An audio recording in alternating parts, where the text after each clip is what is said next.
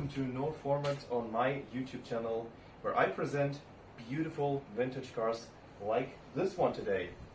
Today we have a 68'Charger behind us, and we'll talk about the car and also about the owner. I'm really excited to have you here, Paolo. Really cool. Thank you for your time that we can shoot the video with you. So, should I talk? Yeah. We did a little test drive before. It was really amazing. I really loved that. We both loved it. My camera and Eric also loved that. And you also told us a bit about the car and how you got it and about your family. And I'd like to know, before we start with the questions, just tell us about you, your family history, how you came to motorsport. Alright, I come from a family, Italian extract. My grandparents moved here about 120 years ago, and my Italian heritage was obviously very related to motorsports. My grandfather brought Ferrari to South Africa. Cool. And Alfa Romeo, and my grandfather had a motorsport team, Formula One cars and sedan cars as well. And that's where I get the passion for vehicles. I've raced everything with a motor. Motorbikes, go-karts, cars, boats. Wow. I've done anything. Wow. Nothing spectacular. I mean, I've done some regional and some national events in South Africa. Slightly better than average driver, but not anything fantastic. But my passion for cars comes from my grandparents and from my father and my brother, and my nephew still races in Polo Cup today. And you also told us that your father, was it? Or your grandfather, who had that racing team in Italy? Well, it's actually here. Scuderia Lupini was in South Africa. So it's a South African racing team. And they ran, as I said, Formula One cars in the 50s and 60s. And that's why they brought Ferrari here, and they used to buy racing cars direct from the Ferrari manufacturer for endurance racing. And the Alfa Romeos, they ran in endurance racing as well. My father and my uncle drove the Alfa Romeos Sprint Veloce, the aluminium bodied Sprint Veloces in the 60s. That team still exists now through my brother. He still keeps Scuderia Lupini going, and you'll see the logo, and he took a picture of it. That's it for that part. Yeah, we'll show the logo later. I'm totally amazed, nearly speechless, also a bit nervous, like you guys maybe recognized. But yeah, I prepared some questions. Sure. Some general questions about the car, and then go deeper into your passion about the Charger and the cars as well. So my first question is, what initially fascinated you about the smile of the Charger, about the 68 one? Well, like most people, it's a vehicle that became apparent to everybody through Bullets, the movie. That was the first movie that really made it famous. And when it comes to muscle cars, I prefer it to the Mustang. So you're either a Mopar or a Ford man. Yeah. I'm a Mopar man, and for me this is the best. There's the Challenger and there's a few others, but for me the Charger is the ultimate vehicle. Yeah. And it just came about that someone my brother knew had one for sale. In fact, I couldn't afford to buy it, so a friend of mine, I made him buy it on condition that when he sold it to me. 3 years later he got hold of me and he said, I'm selling the vehicle, and I bought it and I could afford it. So that's how I ended up with this little baby beauty here. The Megalodon. My children call it the Megalodon. Ooh, an impressive name for a car, especially the Charger. Yeah. One sentence I remember when we were driving, you said you didn't bought the car because of the value, you bought the car because you just loved the car.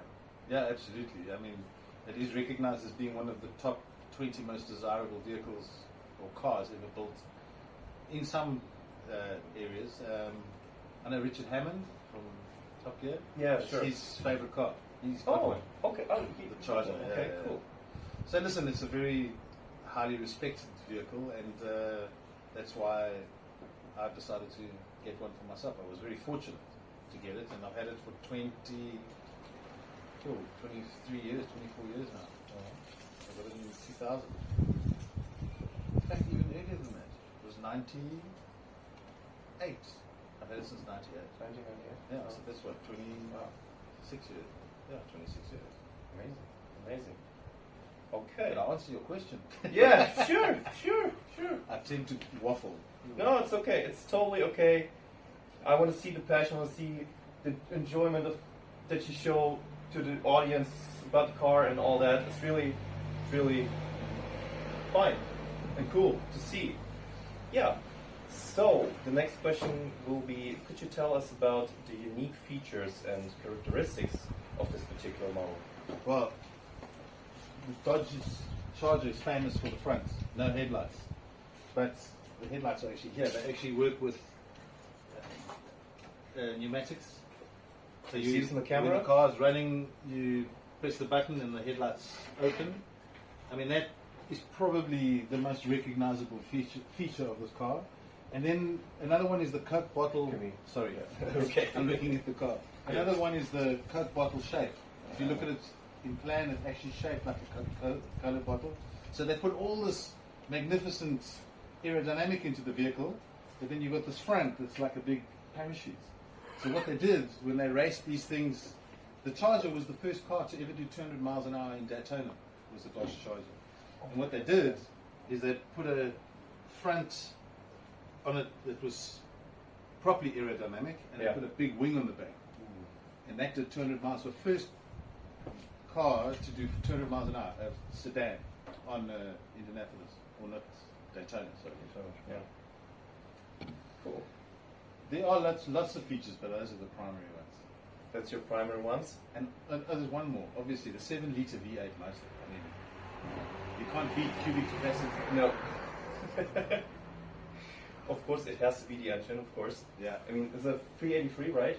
Yeah. So it's 6.8 liters, 6.7 liters. Amazing. Yeah. It's a monster. Well, not the ultimate monster, but it's good enough, as you will see from the video. We'll show some driving footage later. So, yeah, what's the story behind this specific vehicle? How you got it? Where you got it? Do you want to tell about it? Well, as I said, a friend of my brothers had it for sale, and they specialized in muscle cars. Yeah. And they put it up for sale, and my friend bought it because I told him to. Yeah. And then I bought it from him because I couldn't afford it when it first came about. The car originally was a black car. If you look at the VIN numbers and that, it was originally black with a white stripe. When I bought it, it was already the orange. I thought about, because I've had it resprayed, and I thought about making it black, but the orange is such a distinctive Charger color. And talk about the Coke bottle shape, the body lines and that, you see them better in this color than you do in the black. In the black, you lose it a little bit. Good to know. Yeah. Good to know. Yeah. But I also like this color. I mean, really, this is a beautiful color. You have this racing straps in the back. We'll maybe show later some footage or some video parts where you filmed that. Yeah. So, up to the next question. So, did you make some specific modifications so far? You told me a bit. Yeah, well, these cars came out with drum brakes on the front and at the back. And we've done there's a kit that you get specifically from Dodge for the discs, for the latter year Dodge, so we put the discs on. I've kept all the original drum brakes and that, so it's still got the original. And then the air conditioning and water cooling system is also put a modern system in because the old systems don't work. The radiators just fall apart. And the other thing was electronic ignition, because the distributors and electronics in these vehicles are very poor. So we've had to put that in. Again, I've kept all the original parts. I have the original radiator, the original air conditioner.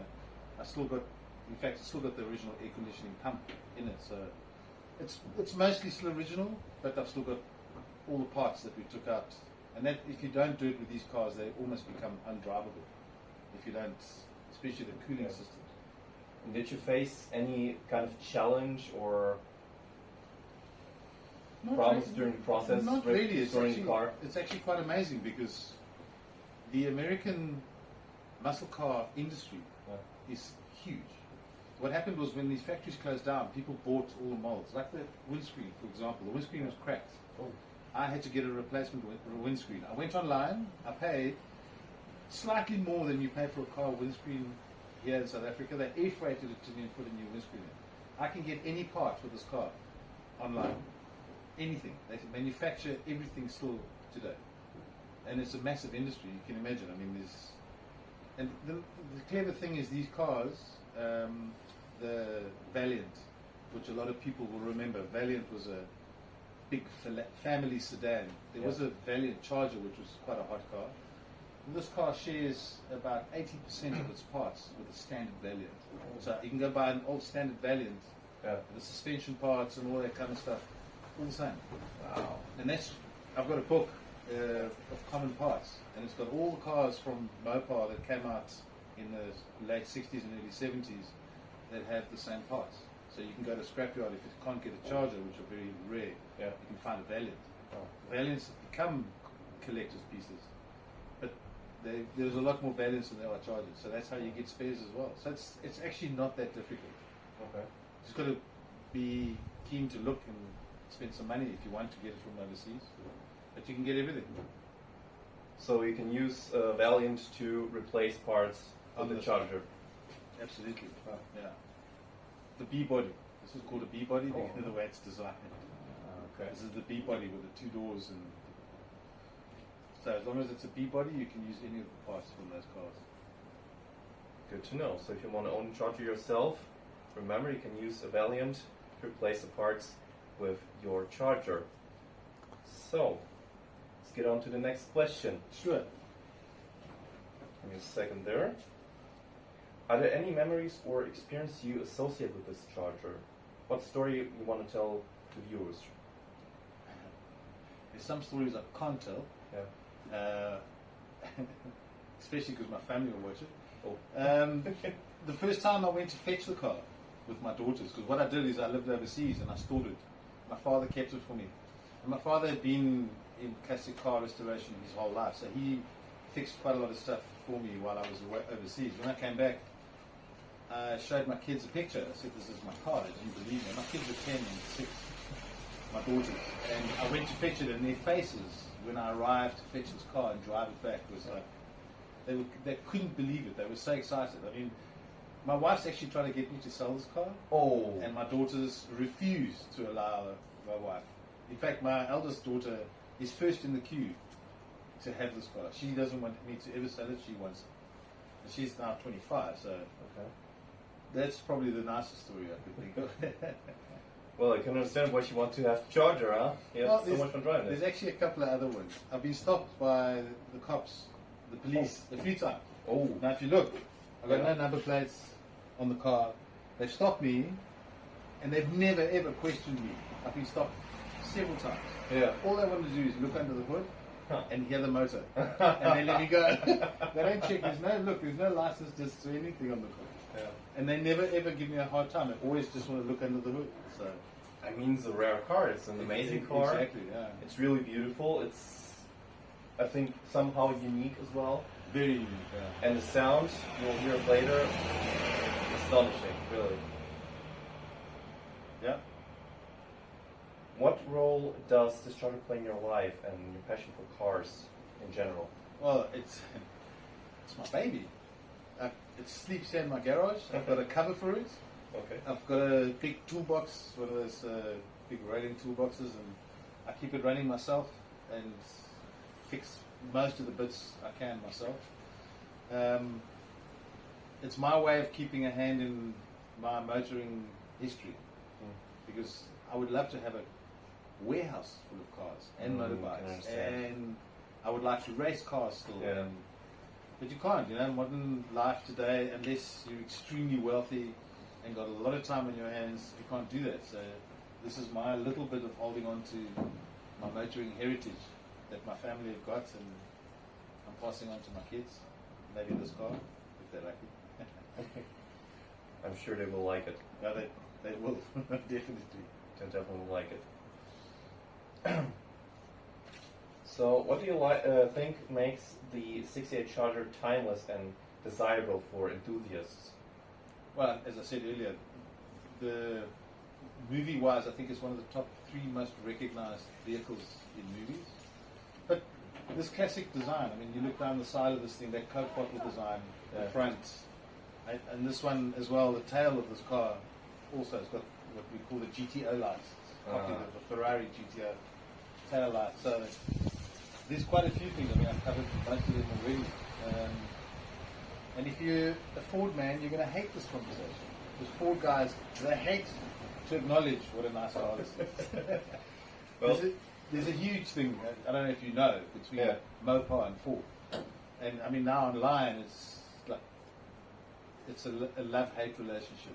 They all appreciate classic cars, but Ford man's a Ford man. And Mopar, Dodge, and Plymouth is a different animal. Yeah, no, the Plymouth is also Mopar. It's from okay. General Motors. Yeah. General Motors or Mopar, that's what they call the classics. But it's General Motors and Ford. So you the get rivalry. There's a huge rivalry. Yeah. Huge. Imagine Chrysler Corporation comes into it, the Dodge, Chrysler, and Plymouth, and that's right. Yeah. you have mayhem then. Yeah. And I mean, the Ford Mustang is equal to this car in a lot of respects, but it's not as. I mean, Mustangs. You see Mustangs everywhere. You drive around Cape Town and you'll see. I often see Mustangs. They're lovely cars. You drive around and see how many Chargers you see. None. And that's the difference. There are far fewer of them around.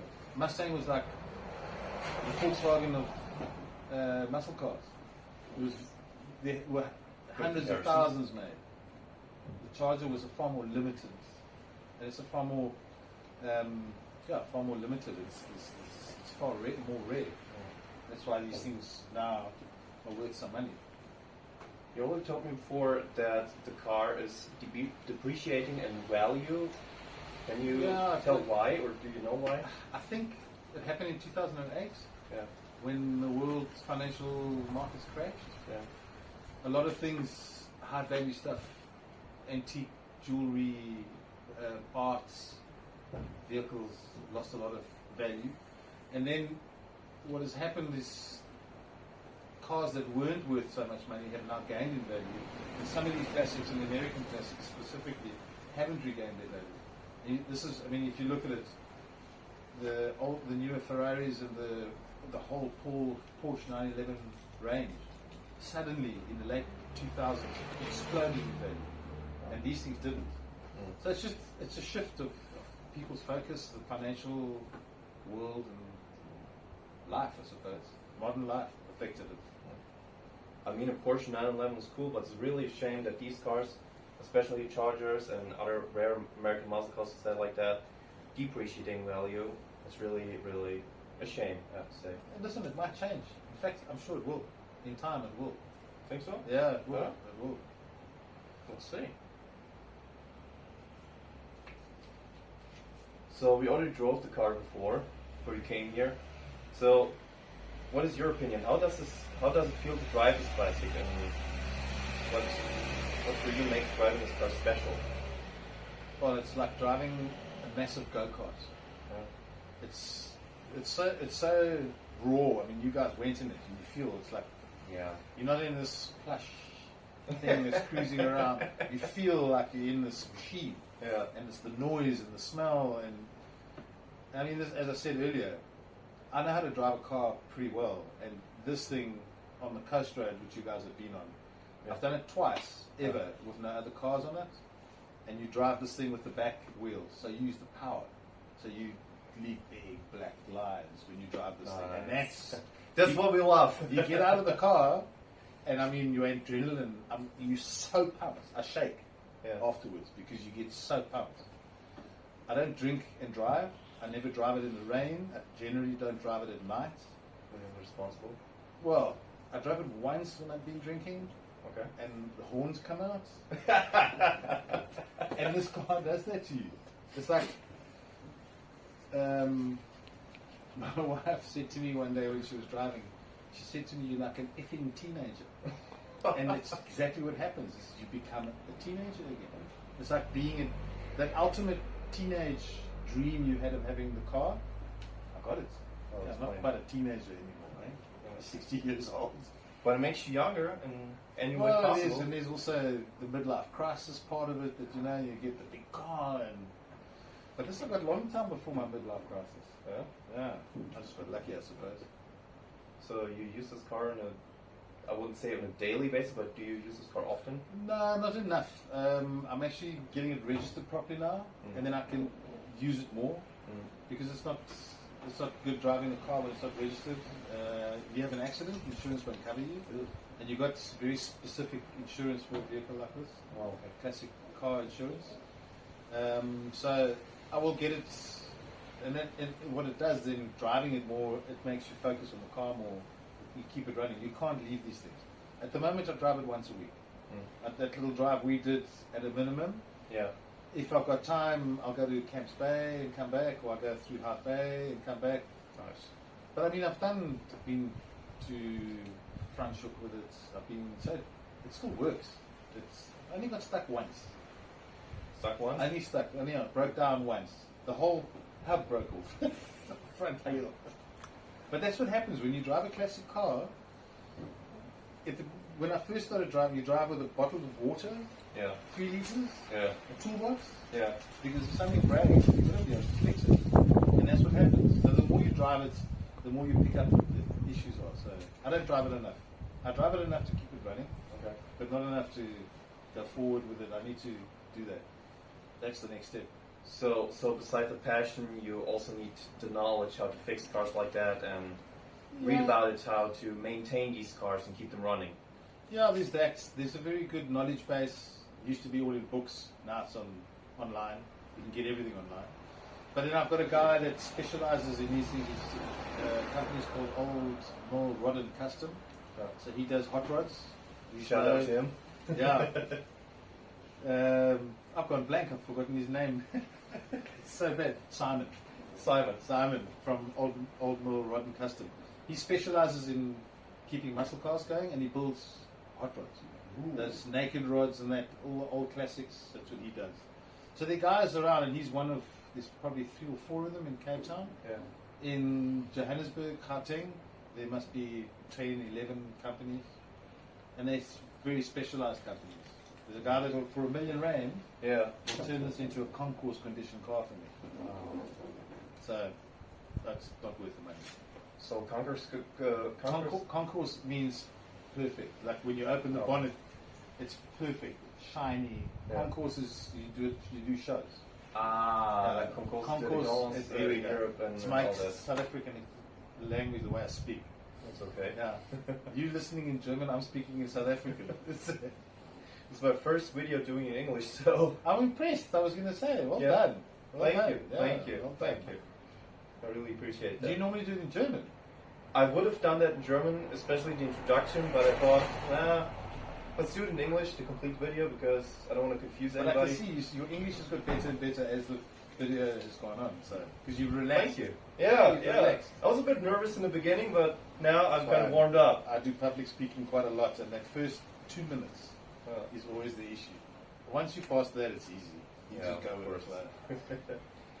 So, is there anything else you want to tell the viewers about the car or about your Yeah, passion about old cars, vintage cars? There's a lot, but I think I've covered the really pertinent and the real important stuff about it. You got to have patience and time. You don't have to really know what you're doing. And I mean, what's interesting is the amount of cars, Ford Capri, for example. The Ford Capri today is worth collecting. The small baby Alphas, the baby Alphas already are the Alpha, the Giulia Super. You mean the Alpha Stud as well? No, well, not quite there yet. But I mean the what was the one called, the GTV? That's already from the 80s. The GTV's already become a collector's car. I saw that vehicle on There's Top Gear. cars out there. This car, when I bought it, no one wanted it. Okay, there was no demand for them. Ooh. And the thing to do is to find those cars, the Seats, the cars like that, the first generation things like that. I mean, the old Volvos have become, I don't know if you've seen in Japan, They've become Volvo mad. They collect old Volvos and hype them up. It's become a big thing in Japan, Volvos. Next place to go. But that's the thing, you must keep your eyes out. And anything when you grew up, a car that you grew up liking as a kid. Okay, my era, I was born in the early 60s, so 60s and 70s relates to me, whereas a lot of the X generation is the X generation, I don't even know anymore. Just the guys from before 2000s, the cars that came out in the 80s, 70s, and the late 70s and 80s, all those cars. The Capri's a great example, the Ford Capri. I mean, and I know in Europe it was a massive car. In Germany, there's a big fan. Yeah, I'd say not fan club, but fan community yeah. for that car. I heard a lot of Did people. you get a V6 there? Did they bring out a V6? Or was it only the 2 litre? Could be. I think there could be a 6-cylinder version of Ford But even Capri though as well. they had a twin overhead cam 2 litre motor in that thing, one of those. You've got to be careful of those cars, which ones you get, because there's some rubbish. Yeah. The Cortina is another one. And also Famously in England. Exactly. Well, South Africa as well. Really? They had a V6 like that. Wow. And those things are worth money. I mean, I had a 1964 Alfa Giulia 1300. I paid the equivalent of 300 euros for the car. I eventually got hit at a traffic light. A guy jumped a rubber, smashed it, destroyed it. That car today is worth over R1 million. It's, what's that? 50,000 euros. An old piece of rubbish, 1300 Alfa. So, if I can say, just anything you like, do some research, and you can buy cars today that in 20 years you can drive them, keep them in your garage like I've done, and love it. And you can have this thing of people will come to you like you are and say, "Geez, where did you get this car?" And it literally is just going and having a look. Follow your heart. That's what I wanted to say as well. Not only buy classic cars for value or like a money storage or something like that, but buy them because you love them, because you have a passion for it. Absolutely. All right. I would say we thumbs up. Yeah, thank you really very nice much. to talk to you, Yeah, it was Paolo. nice to meet you guys, and I'm glad you guys came. It's nice to get people to have a look at my baby every now and again. I'm really excited, still really excited, really happy that we could make this happen. It's a real beauty, and I wish you a lot of fun with this car. Thank you. Did you get this baby back on the road soon? Yeah. Registered? Yes. And Yeah. And you guys have a safe trip back. Thank you. And you have a nice evening. Thank you. Thank you. So, see you guys in the next video. Bye bye.